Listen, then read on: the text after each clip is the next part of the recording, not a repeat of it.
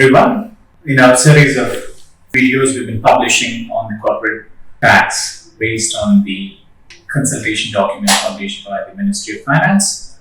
Today we're going to see disallowance of expenses, interest capping rule, and we also cover carry forward of losses. So disallowance of expenses. Expenses shall be allowed incurred to generate taxable income. For example, administration expenses incurred or an exempt income may be disallowed. Related party, connected party payments are at arm's length to avoid disallowance. The transfer pricing regulations is required to be other. If related party payments to be considered as expense, you need to make sure you are adhering to the transfer pricing regulations. Interest capping rule. So deductible net interest expense is 30% of EBITDA as adjusted for the corporate tax purposes. We'll see further. Interest capping. Deductible net interest expense is 30% of EBITDA adjusted for corporate tax purposes. Banks, insurance business, certain regulated financial services may be excluded from this interest capping rule.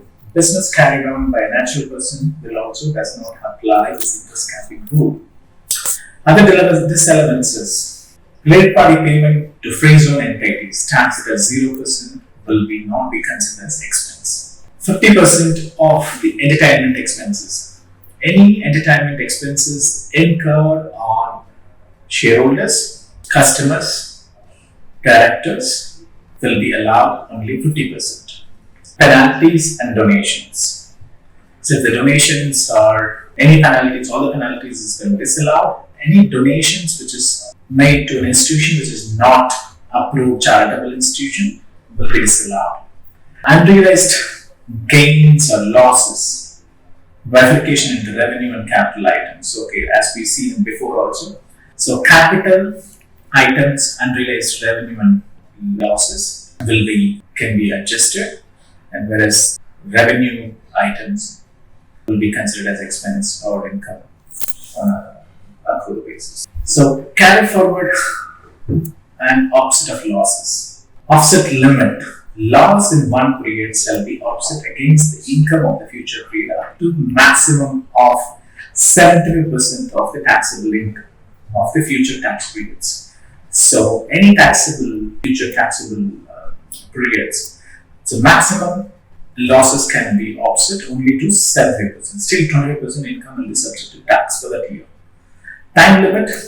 As of now, there is no time limit, so it can be carried forward indefinitely. Shareholders holds at least, these conditions have to be met. The shareholders holds at least 50% share capital from the start of that period losses incurred to the end of the period in which the offsetting of losses happens. Same or similar business is carried on by the new owners. There is some new shareholders added, which is less than 50%.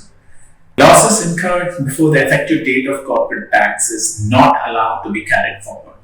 So only those losses incurred from the effective date of corporate tax, which is from the 1st June 2023, only will be allowed to be carried forward.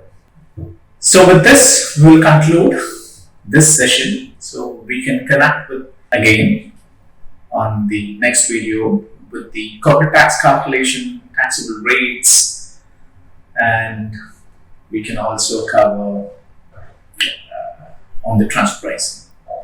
Thank you. See you there.